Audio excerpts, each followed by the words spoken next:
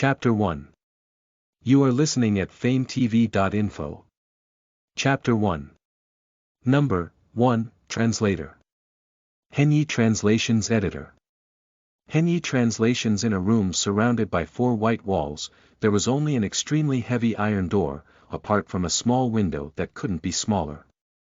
A skinny teenage girl was sitting on a bed in the room. Her black hair covered her entire face, so nobody could see her expression right now. Number 17, someone's here to visit you today. A gap was opened in the iron door and a gust of wind blew in from outside. The girl's body moved a bit and she lifted her head in the end.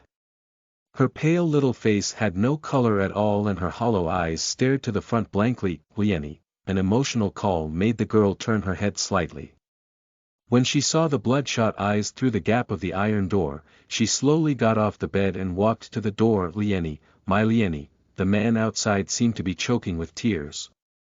His red eyes were filled with pain and dismay. The girl behind the iron door was his daughter. Dad, you're here. The girl smiled slightly when she saw the man's eyes. She touched the iron door with her hands, but a strong electric current came from the door. The girl twitched and fell on the ground. Lieni. The man banged on the iron door with craziness in his eyes. The guard standing outside immediately pulled the man away. He was dragged out as he stared at the iron door and yelled loudly, "You son of a b*tch, give me back my daughter. Give her back to me." The man's voice got further and further until he couldn't be heard anymore. A man in a white coat then came over and looked at the iron door for a long time. Who let him in? The other workers remained silent. The man didn't ask anything else. He took and opened the data book on the wall. How is she today? Number 17 is quite stable. She'll be able to be tested again soon. The man nodded as he observed the data in the book carefully with a faint smile on the corners of his mouth. And inside the iron door, the girl shocked by the electric current climbed up from the floor.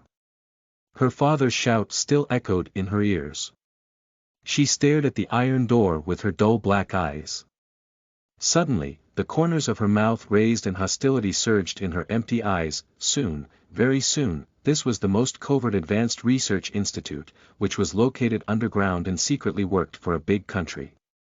They searched for humans with superpowers in the world, then continuously carried out experiments on them and tried to extract these super abilities to integrate into ordinary humans. Today was the day number 17 was going to be experimented on.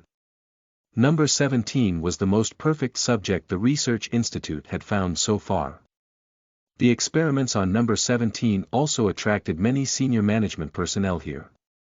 If it worked on number 17, this would represent a historic step for this experiment. There were a lot of tubes and wires of different colors on the girl's body. The computer was performing a sophisticated analysis on the indices of her body. The experiment was going on intensely. When the researchers injected the white liquid in a syringe into the girl's body, the data on the computer changed rapidly. The senior management personnel didn't look away from the computer screen. They all held their breath and watched the numbers soar one by one. Everyone couldn't help but breathe faster. The numbers kept rising fiercely, which made everyone breathe more rapidly as well. When the critical value was reached, the computer let out some kind of alarm, but the numbers still didn't stop. Everyone was stunned as they watched the numbers that continued to rise. One of them then shouted, "Perfect. It's truly perfect. We did it. Ha ha ha. We did it." The senior management personnel widened their eyes, which were full of excitement and anticipation. Number 17 was their only successful case so far. How could they not be thrilled? There was finally a satisfactory result after decades of scientific research. We're done with sample extraction. The senior management personnel were excited and they were delighted with the praise and rewards they were about to get. The researchers in the lab were now going to extract samples inside the girl's body.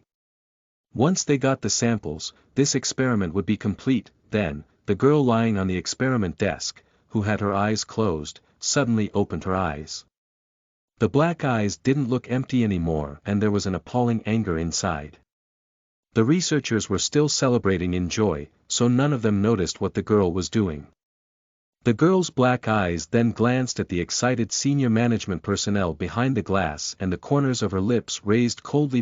One of the senior management personnel started to frown and he knelt down holding his head in the end. There seemed to be some chaos outside. Poof!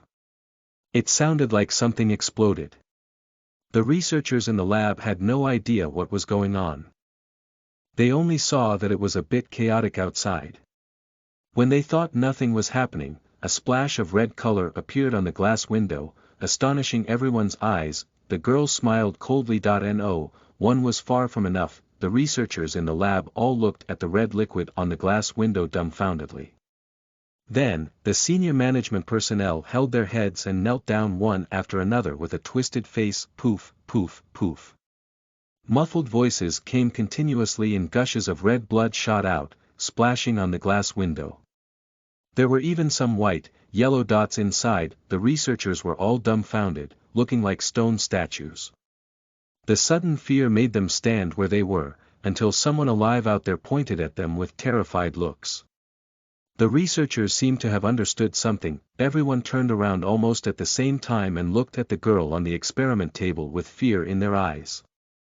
Meanwhile, she had already sat up with a smile. The disdain and hatred in her black eyes gave everyone a chill down their spine. It's you, one of the researchers said with a shaking voice. He couldn't say a complete sentence. He could only look at the girl and take deep breaths as his body trembled. The girl glanced over.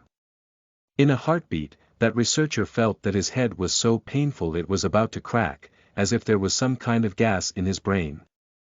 The gas kept expanding and expanding, until it gushed out of the closed skull and gained freedom. Poof! A human head exploded in front of everyone's eyes. In a blink, they all stopped breathing. All the researchers screamed abruptly and fearfully, "Go! Leave this place now!" Everyone ran to the door of the lab like crazy. They didn't want to die. They didn't want to die. Listen to the full novel at FameTV.info, direct link in the description.